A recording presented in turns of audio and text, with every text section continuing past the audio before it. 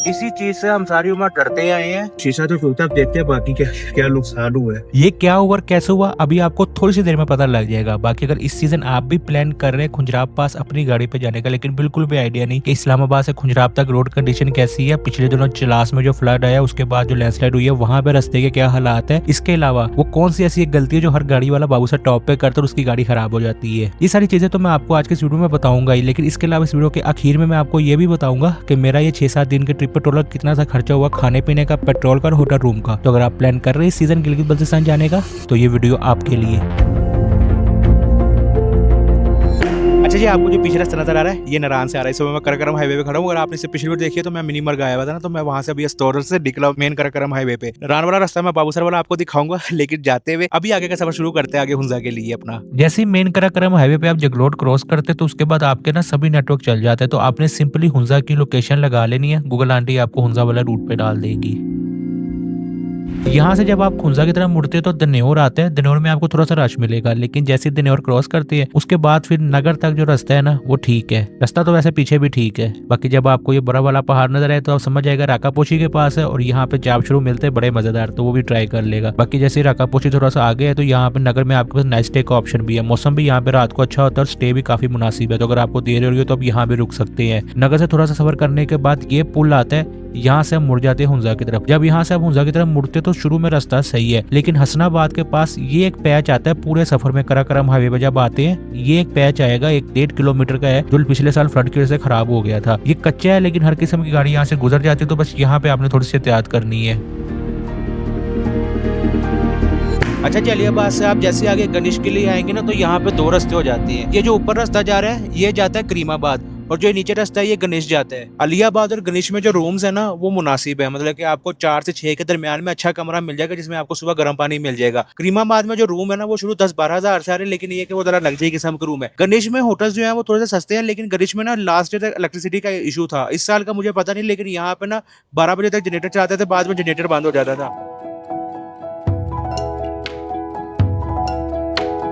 आराम से, हाँ आराम से चलाऊंगा। ठीक।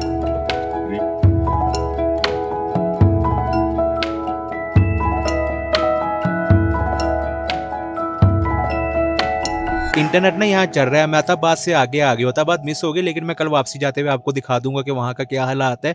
पापा सोए हुए थे तो मैंने उसको दूसरा देखा भी नहीं, मैं अपने ध्यान गाड़ी चलाता रहा, क्योंकि बहुत मुश्किल पापा ना गाड़ी देती है, जब देता तो फिर मैं बड़ी ना एहतियात से चलाता हूँ। बाकी अच्छा मेन बात, अताबाद से जैसे आगे आओ ना तो मेरा जैस चल रहा है, जैस का 4G चल रहा है। मैंने अभी इंस्टाग्राम पर स्टोरी लगाई है तो जैस चल रहा है। पहले अताबाद से आगे बंद हो जाता था, अताबाद के पास एस्कॉम का ही चलता है, लेकिन अब ये है कि अताबाद से आगे जैस चल रहा है। जहाँ पे फिर एस्कॉम चलेगा मैं आपको बता दूंगा। बाकी अब चलते हैं आगे। अताबाद के बाद भी 2 टूरिस्ट पॉइंट आते हैं, लेकिन वो मैंने वो स्किप कर दिए हैं, क्योंकि पिछले साल यहाँ पे मेरे साथ एक वाकया हुआ था। अगर आप लोग रेगुलर व्यूअर है तो आपको पता होगा कि मैं ये पॉइंट्स का क्यों बाइकआउट करता हूँ। नहीं पता तो बस छोड़े, मैंने सोचा आप लोग कमेंट करें आपने इस पॉइंट का नहीं बताया, इस पॉइंट का नहीं बताया, तो ये वजह इस पॉइंट का, इन पॉइंट्स का मैंने इसलिए नहीं बताया था। बाकी अताबाद के बाद जो मेरा फेवरेट अगला पॉइंट आता है वो है ये पशु का।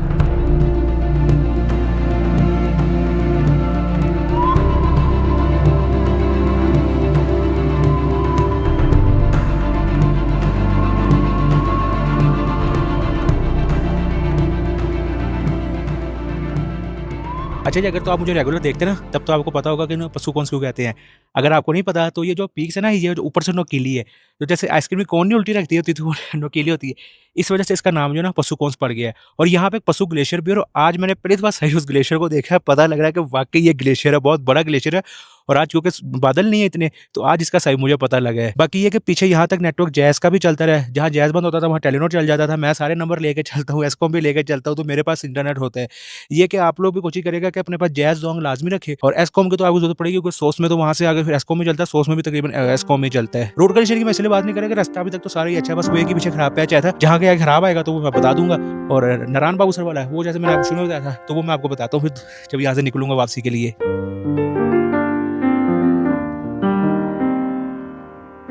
पशुगोंद से आगे जैसे सफर शुरू करते तो ये रोड मजीद बेहतर हो जाता है, और जो वैली है ये भी खुल जाती है।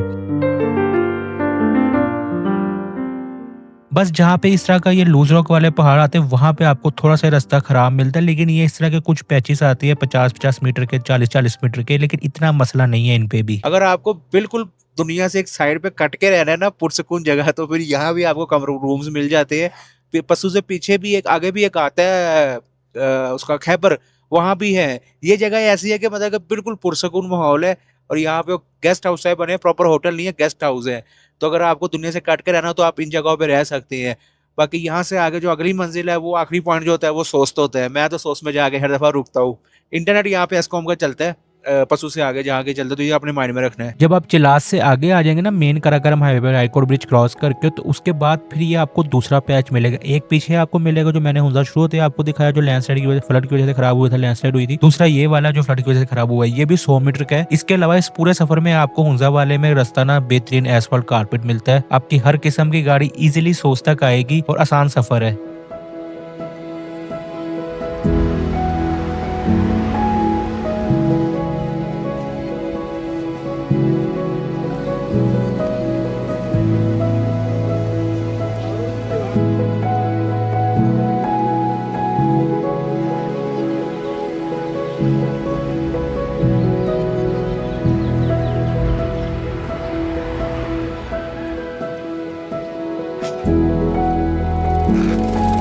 मेरी ना 3-4 दिन से ना नींद नहीं पूरी हो रही थी, तो फिर कल जब यहाँ पहुंचे ना तो टाइम से पहुंच गया, तो टाइम से खाना खा कर ना सो गया। तो मैंने कुछ भी व्लॉग नहीं किया, मेरी मर्जी थी कि मैं नींद पूरी कर लूँ। आज ये कि फ्रेश फ्रेश लग रहा है। अच्छा, इस तरह के सॉस में ना आपके पास अब एक्सट्रीम किस्म के महंगे वाले भी हैं, मिड लेवल के भी और सस्ते वाले भी हैं। मैं जिस होटल में रुका हूँ ये आप मिड लेवल का समझ लो, मैं महंगे वाले भी, लेकिन मैंने यहाँ 4000 रुपये में रूम लिया और गर्म पानी मुझे ना रात को ही मिल गया, तो अभी भी गर्म पानी है। तो मेरे हिसाब से ये फ्री है, क्योंकि पिछले दिन मैंने स्टोर में लिया था वो 12 मांग रहा था और मैंने उसे 8 दिया था। बाकी ये कि अपना सफर आज शुरू करते चाइना बॉर्डर के लिए। सर्दी ये कि इतनी ज़्यादा नहीं है, मतलब जैकेट पहनी हुई है, लेकिन उससे चिलम चौके से कम है सर्दी है, लेकिन आपने एक अपने पास जैकेट फुल लाजमी रखेगा। अभी कपड़े मैंने गर्मी वाली पहने, लेकिन ऊपर जैकेट पहन ली। बाकी बाकी चलते चाइना बॉर्डर की तरफ।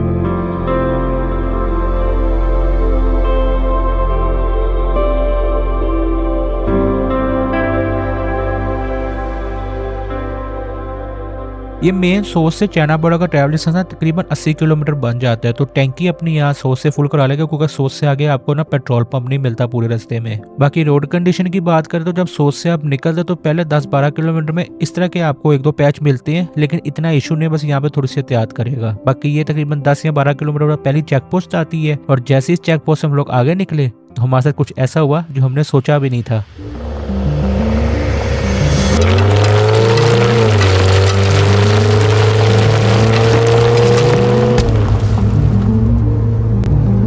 मैं डरता था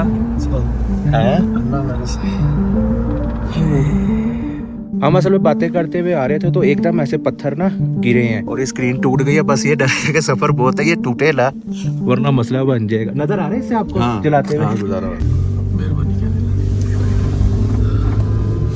हमारे सेंसेस अब कुछ काम है, पीछे तो समझ नहीं आई क्या बोलना। अच्छा, ये जब सोच से आप 34 किलोमीटर आगे आएंगे ना, तो ये डी चेक पोस्ट आती है। यहाँ से आगे जाने के लिए ना 500 देना पड़ता है पर पर्सन का। ड्रोन और वेपन नहीं जा सकते, वो जमा करा दी और ये वाउचर इस तरह मिल जाता है। इससे अगली चेक पोस्ट पे आपको ये पर्ची मिल जाती है जो वापस करनी होती है। CNIC की एक बंदे की एंट्री होती है। अच्छा, लैंडस्लाइड वाला इस तरह हुआ है कि वो लूज रॉक था ये डी चेक पोस्ट से पीछे, तो मुझे तो समझ ही नहीं आया। पापा ने कहा लैंडस्लाइड है, तो अभी मैं सिर्फ देख ही रहा था, तो इतनी देर में वो पापा ने एकदम गाड़ी भगा दी। वॉलीबॉल के साइज का पत्थर आके ना स्क्रीन पे से लगा, तो मैं तो सबको प्रोसेस ही कर रहा था, या वो पापा बता रहे कि पीछे भी पत्थर थे। तो किस तरह मतलब कि वो 100 मीटर का तकरीबन टुकड़ा था, पीछे भी पत्थर छोटे छोटे गिर रहे थे, आगे भी गिर रहे थे। शीशे में देख लिया था मैंने, जब आगे गिर रहे थे तो मैंने पीछे देखा तो पीछे भी गिर रहे थे। मैंने एक्सीलेटर दबा दिया कि निकल जाए फटाफट। इतने में एक बड़ा सा आके शीशे पे टकरा गया, और बॉडी पे भी टकराए, छोटे टकराए। सेकंड्स में हो गया जो हो गया। इसमें भी अल्लाह की बेहतरी होगी, अल्लाह खैर खैरियत रखे। इस चेक पोस्ट से आगे चाइना बॉर्डर का ट्रैवल डिस्टेंस तकरीबन 55 किलोमीटर है, और मैं शुरू का तो कोई 25-30 किलोमीटर रास्ता रिकॉर्ड ही नहीं कर सका, क्योंकि जो हुआ था तो बार बार माइंड में मैं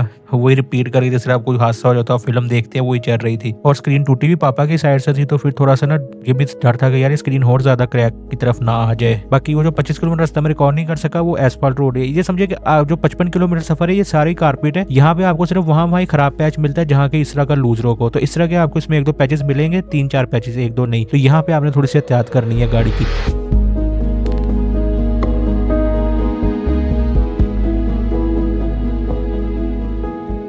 आखिरी के जो 5-7 किलोमीटर है चाइना बॉर्डर के, ये थोड़ी सी चढ़ाई है, तो यहाँ पे गाड़ी से ज्यादा जोर आजमाई नहीं करनी। चढ़ाइयाँ ये लंबी लंबी तो इतना पता भी नहीं लगता चढ़ाइयों का, लेकिन अगेन वही बात कि ज्यादा जोर आजमाई गाड़ी के साथ आपने नहीं करनी।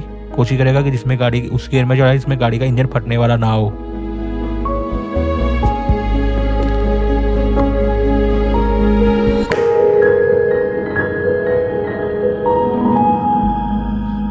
हम अपनी तरफ से तो बड़ा जल्दी निकले थे, लेकिन वो जो लैंडस्लाइड वाला हादसा हुआ उसके बाद मैं तो दी चेक पोस्ट से वापस जाऊँ था लेकिन पापा ने समझाया कि जिस काम के लिए आए ना वो करके, तो उसके बाद फिर आहिस्ता आहिस्ता है, तो इस वजह से थोड़ा लेट हो गए हैं। तो अब यहाँ पे ये पार्किंग से आगे बॉर्डर तक पैदल जाना पड़ेगा, और ये मैं पहली दफ़ा यहाँ से आगे पैदल जाऊँगा, वरना आगे पिछली दफ़ा भी आए हैं अपनी गाड़ी में गया हूँ। ये खुंजराब पास की एलिवेशन ऑलमोस्ट 15,400 फीट है और ऑक्सीजन यहाँ पे थोड़ा सा कम होता है, जिस वजह से चलते हुए ऐसा लगता है कि पता नहीं कितना सा लोड आपकी बॉडी पे आ गया है। लेकिन हम यहाँ पे बार बार आके आदी हो गए तो हमें भी इतना फील नहीं होता। जितना मुश्किल लग रहा था तो मुश्किल है नहीं, क्योंकि प्लेन है, सीधा सीधा ही है। अगर आपने जून जुलाई में अपने बच्चों को स्नो दिखानी है ना, तो फिर सबसे बेस्ट जो जगह है ना वो ये खुंजराब पार्क है। मेरे हिसाब से जिसने पहली दफा गिलगित आना है ना और उसको नहीं पता कि बाबूसर से आगे क्या है, तो वो मेरे हिसाब से हुंजा आए, क्योंकि सीधा सीधा रास्ता है। सिर्फ आपको वो चलास और तत्ता पानी के बस खराब रास्ता मिलता है। जैसे आप रायकोट ब्रिज पे चढ़ते फिर तो सारा रास्ता ही ठीक हो जाता है, लेकिन अब वो देखते हैं कि वो रास्ता कैसा है। बाकी ऑक्सीजन यहाँ पे लो होती है, तो बच्चों को आपने कोशिश करना है कि ज़्यादा भाग दौड़ ना करने दे, और अपने पास कोई खट्टी चीज़ रख लेगा, सर भारी हो तो खट्टी टॉफ़ी या कोई खट्टी चीज़ खाए ना तो सही हो जाता है।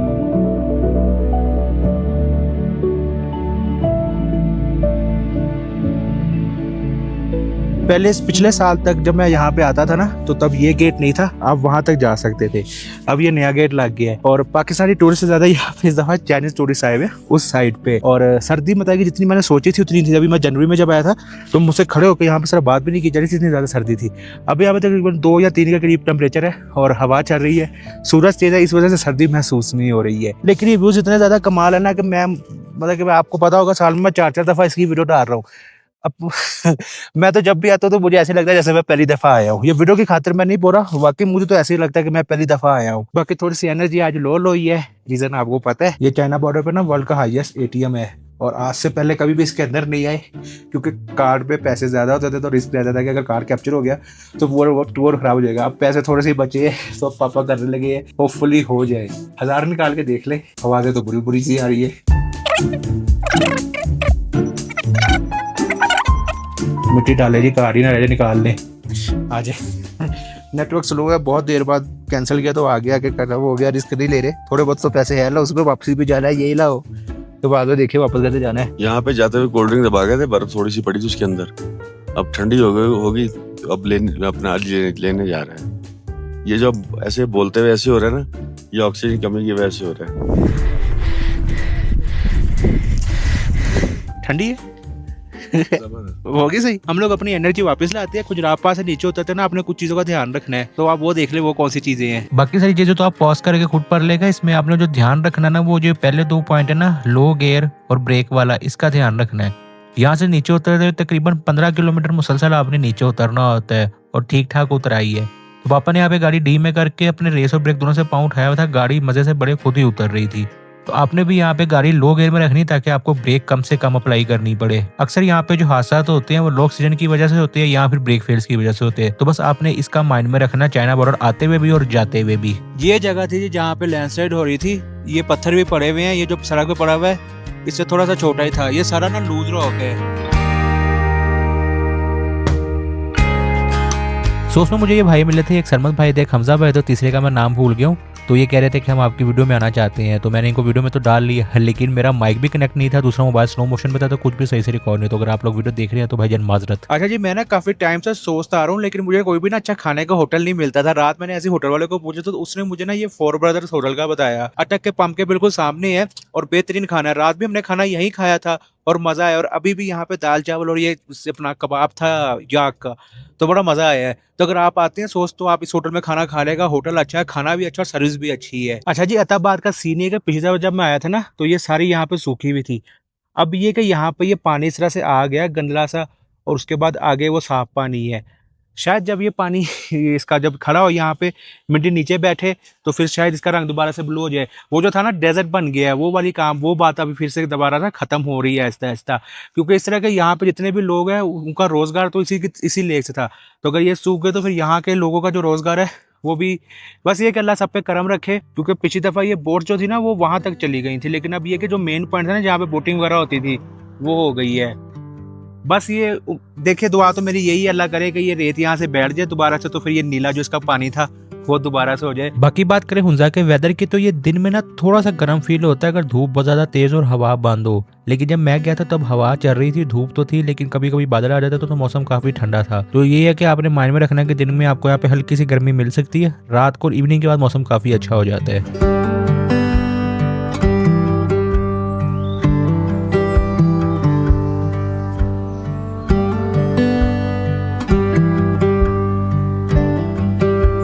जिस दिन मैं इस ट्रिप पे निकला था ना, तो मेरा जो प्लान था वो ये था कि मैं अस्तौर से जाऊंगा नलतर वैली, नलतर वैली से ऊपर ग्लेशियर, वहां से फिर चाइना बॉर्डर और वहां से वापसी।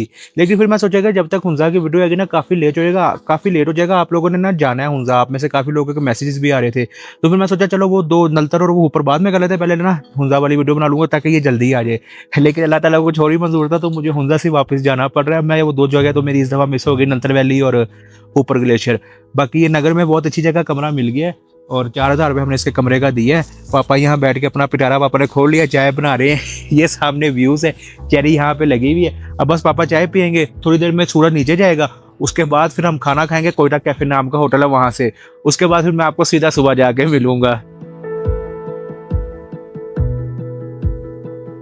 नेक्स्ट डे हमने जब उठ कर देखा तो स्क्रीन के क्रैक्स मजीद बढ़ चुके थे और डर यही था कि स्क्रीन हमारे ऊपर ही ना आ जाए। बाकी हुंजा से नारान तक तकरीबन 10 से 12 घंटे लग जाते हैं, डिपेंड आप रास्ते में कितने ब्रेक्स ले रहे हैं।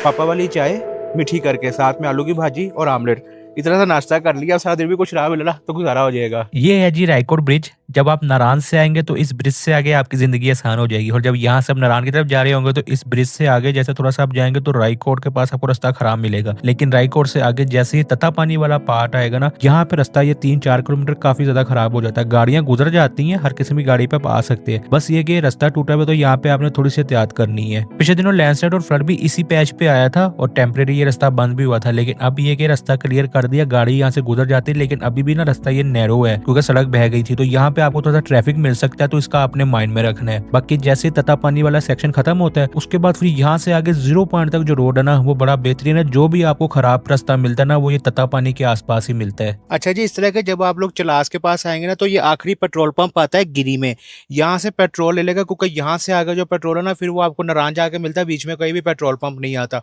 और बाबूसा टॉप वाले चढ़ाइयाँ भी चढ़नी है, जोर पे ज्यादा लगता है तो पेट्रोल ज्यादा लगता है, तो ये माइंड में रखेगा। वहां से आते हुए भी यहाँ से जो आगे पेट्रोल है वो आपको जगरोड में मिलता है, इससे आगे भी 1-2 आता है, लेकिन इसका पेट्रोल अच्छा है। ये गिनी नाम की जगह आपको नजर आ जाएगी, तो यहाँ से पीएसओ के पेट्रोल से पेट्रोल ले लेगा अगर पेट्रोल कम हुआ तो। ये 0 पॉइंट पे पिछले दिनों रास्ता बंद था, लेकिन जब तक अब आप ये वीडियो देख रहे हैं तो यहाँ भी वो प्रोटेस्ट वगैरह खत्म हो गए, 0 पॉइंट से भी आगे रास्ता खुला हुआ है। जैसे ही आप 0 पॉइंट से अपना सफर शुरू करेंगे ना तो कोई 10-12 किलोमीटर बाद आपको ये एक पैचअप मिलता है। यहाँ पे ना थोड़ा सा ट्रैफिक लग जाता है, क्योंकि ये पिछले साल जो लैंडस्लाइड फ्लड आया था ना उसके बाद यहाँ पे बड़े बड़े पत्थर आ गए थे, तो यहाँ से गाड़ियां गुजर जाती है। लेकिन ये कि रास्ता एक ही गाड़ी का गुजरने का तो बहुत ज्यादा गाड़ियां, तो यहाँ पे कई दफा काफी लंबी लाइन लग जाती है, तो उसका आपने माइंड में रखना है। बस 0 पॉइंट से जैसे आगे आएंगे तो आपको वो जो टूटा हुआ ब्रिज है उससे पहले यही पैच मिलेगा। बाकी टूटे ब्रिज का भी मैं आपको बताता हूँ थोड़ा सा आगे जाके। अच्छा जी, अक्सर लोग ना एक गलती कर जाते हैं यहाँ पे।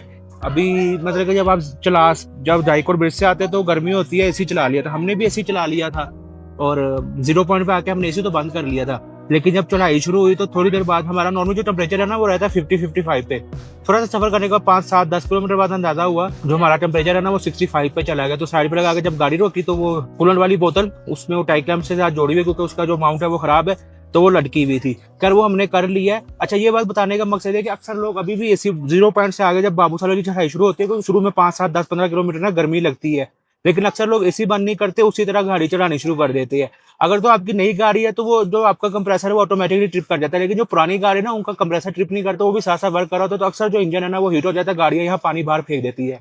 अगर आपका एसी बंद भी है तब भी आपने कोशिश करनी है कि बाबूसाल टॉप जाते तक ना ये जो 26 किलोमीटर मुसलसल चढ़ना है इसको ना थोड़ा हल्के पैर से चढ़ाए, ताकि आपकी गाड़ी ना हीट अप ना हो। क्या नाम है आपका? मेरा नाम और आपका? अलियान। अलियान। दोनों आए हैं गुजर खाते हो। ये गाड़ी याद रखिएगा, और याद क्यों रखनी है वो मैं आपको थोड़ा सा आगे जाकर बताता हूँ।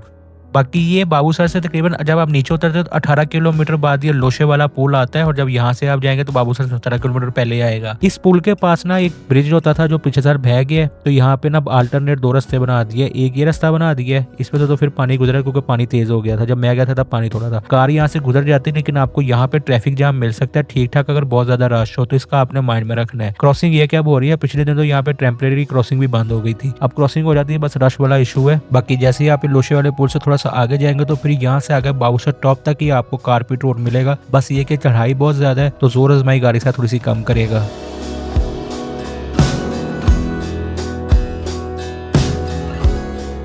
ये बाबूसर से 2 किलोमीटर पहले गाड़ी खराब खड़ी हुई थी, और पापा की आदत है कि जब भी कोई रास्ते में गाड़ी या मोटरसाइकिल खराब खड़ा हो तो पापा उससे पूछते कि सब खैरियत है। तो पूछने में पता लगा कि इनकी गाड़ी जो थी हीटअप हो गई थी, तो पापा ने इनकी गाड़ी का टेम्परेचर तो नॉर्मल कर दिया था, लेकिन जब ये गाड़ी चलाने लगे तो पता लगा कि क्लच को भी कोई इशू है, और इनकी गाड़ी में जोर नहीं था तो गाड़ी चल नहीं रही थी। तो पापा ने कहा कि मैं आपको टोचनगर के ऊपर ले जाता हूँ, आपका शायद बम्पर थोड़ा सा डैमेज हो, तो उन्होंने कहा कोई मसला नहीं, हमें मंजूर है, आप हमें बस बाबूसर टॉप तक ऊपर छोड़ दे। तो इनकी गाड़ी को टोचन किया, और मुझे पापा ने इनके साथ बिठा दिया कि तुम इनके साथ बैठ जाओ और इनको बताते रहना कि गाड़ी किस तरह से चलानी है। चले चले चले चले चले चले दे रखे रेस दे रखे। चलो शुक्र है चढ़ गई।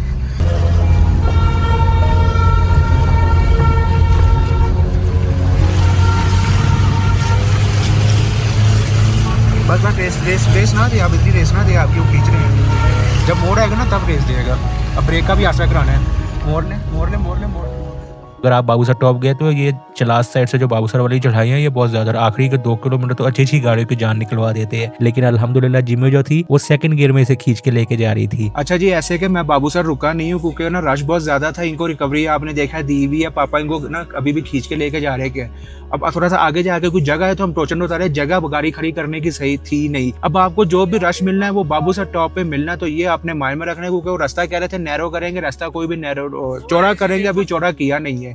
तो जो भी क्योंकि पोस्टर्स वगैरह आप ये देख रहे हैं बहुत ज्यादा आई हुई है पीछे फैमिली से, इसलिए मैंने ज्यादा रिकॉर्ड भी नहीं किया ना। लकीली थोड़ा सा आगे जाके ना हमें जगह मिल गई, गाड़ी साइड पे लगा के टोचन उतारा, और फिर इनको पापा ने बताया कि अपनी गाड़ी अच्छी तरह ठंडी करे, और उसके बाद फिर आपने यहाँ से नीचे उतरना, तो आपकी होपफुली गाड़ी जो है वो चली जाएगी। बाद में इनसे राब्ता हुआ तो इनकी गाड़ी नारायण से भी आ गई, ये वापस पहुंच गए थे खैर खैरियत से। 150 रुपए टिकट कर दिया है, वो पार्किंग का कर दिया बाबूसर टॉप पे ना। और एक और बात भी करना चाहता हूँ, पापा ने मना किया, वो नहीं करूंगा, तो बस आगे चलते हैं। ये बाबूसर टॉप से नारायण का ट्रैवल डिस्टेंस तकरीबन 70 किलोमीटर है, और रोड कंडीशन की बात करें तो ये 70 किलोमीटर में आप कह सकते हैं कि 85% रास्ता जो है वो सही है।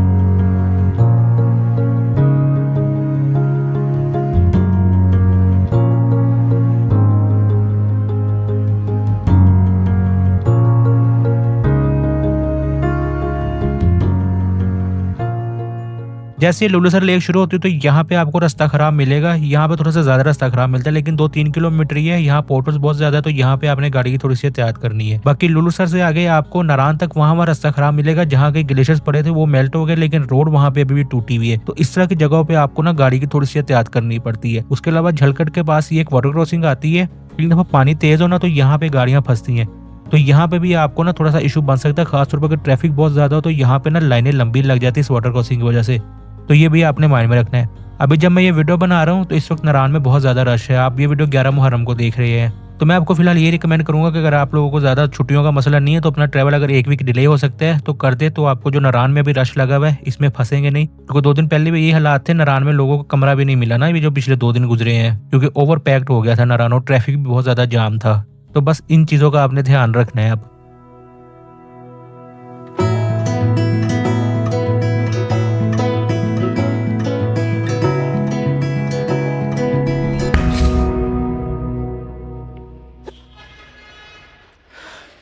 अच्छा जी, ऐसे कि लास्ट ईयर तक जब मैं इस मतलब कि नारायण आता था ना इन दिनों में सीज़न में, तो मैं रूम बताता था कि 5-6 हज़ार रुपये का मुझे रूम मिला है, लेकिन मुझे रात पता लगा कि वो मुझे मिलता था।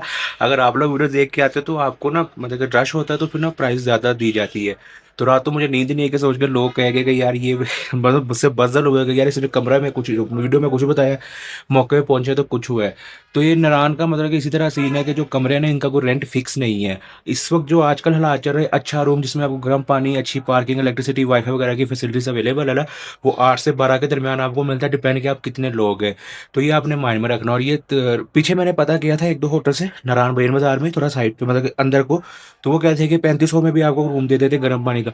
लेकिन अक्सर जो इस तरह के होटल्स है ना वो सुबह उठ के आपके वाकिफ नहीं बन रहे होते। तो अगर आप फैमिली के साथ आते हो तो आपने इस चीज़ का ध्यान रखना है। ये है कि 14 अगस्त तक नारायण का रेट थोड़ा सा तेज़ है, तो इसका आपने माइंड में रखेगा। और अगर मेरी वीडियो देख के कोई किसी होटल में गया और उससे होटल वाले ने किया तो भाई मैं माजरत करता हूँ, क्योंकि मुझे नहीं पता था कि ये इस तरह भी होता है। मुझे रात ही पता लगा कि ये इस तरह भी हो जाता है।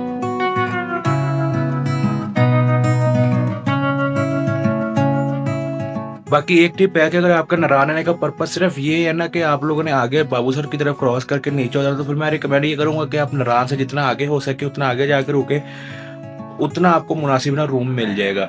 और अगर आपका मतलब कि पर्पस ही नारायण को देखना है कि सिर्फ नारायण बाबूसर टॉप जाना है, तो फिर नारायण जो है ये बेहतर ऑप्शन है। रूम थोड़े से महंगे मिलते हैं, लेकिन ये कि फैसिलिटीज, नाश्ता, खाना ये बहुत अच्छा यहाँ पे मिल जाता है।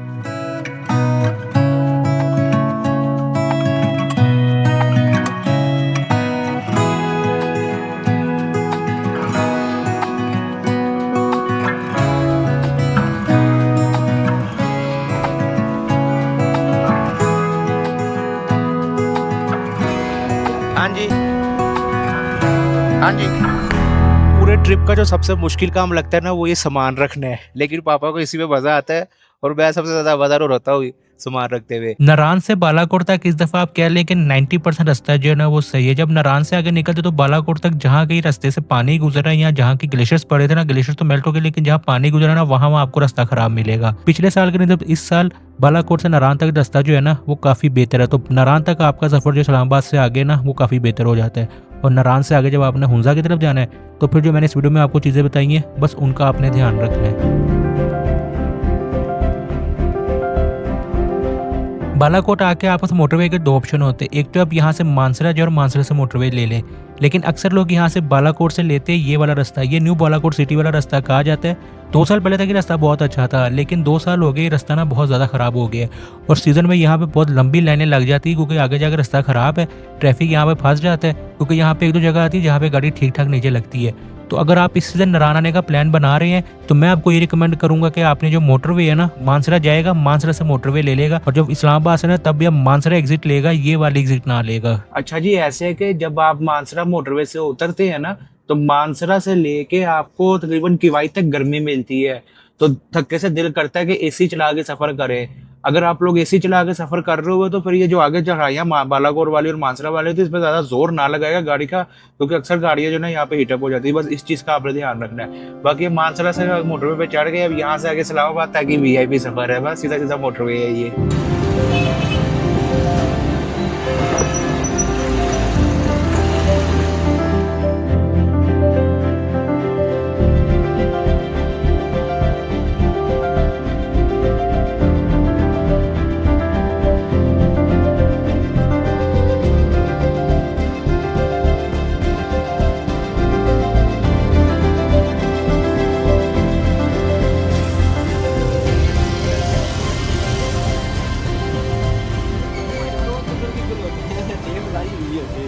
कल जहाँ पे पापा ने टाई क्लब नहीं लगाए थे वो कूलर वाली बोतल को, वहाँ पे ना एक वाइट कलर की करोला आई थी 96 मॉडल, तो वो उन्होंने बताया था इस शॉप का कि आपको ना पिंडी में यहाँ से स्क्रीन ये मिल जाएगी।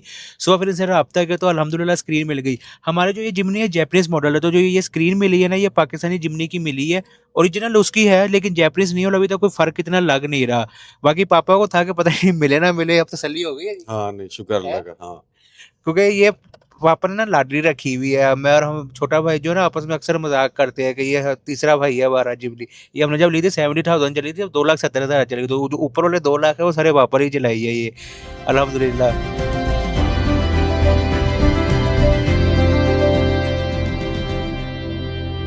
ये टोटल 8 दिन का ट्रिप था। हम तकरीबन मंडे की रात को निकले थे और आज जो तकरीबन मंडे की वही समझे रात को ही पहुंचे हैं। तो ये टोटल जो गाड़ी चलाई है हमने 2600 किलोमीटर चलाई है 8 दिन में। हमने नहीं चलाई, मैंने 70 किलोमीटर ही चलाई है, बाकी सारी गाड़ी पापा ने ही चलाई है। इसमें जो हमारा ट्रिप पे टोटल खर्चा हुआ है वो हुआ 1,72,000। इसमें से 1,12,000 रुपए का पेट्रोल लगा है और 60,000 रुपए हमारा होटल रूम खाने-पीने का खर्चा आया है। अच्छा, इसमें मैंने विंडस्क्रीन के पैसे नहीं जोड़े और एक थोड़ी-सी शॉपिंग की थी वो वाले नहीं जोड़े। टोल टैक्स डाल के ये 6500 बनता है। तो ये टोटल हो गया 177 के, मतलब 1,77,000 रुपए हमारा खर्चा आया, जिसमें से 1,12,000 का पेट्रोल और 60,000 रुपए हमारा खर्चा। अच्छा, ये जो 60,000 रुपए है हमारा होटल वगैरह का खर्चा आया है, ये हम 2 बंदे थे इस वजह से आया। अगर आप लोग ज़्यादा लोग होते तो फिर आप लोगों का खर्चा जो है थोड़ा-सा डिफरेंट होगा।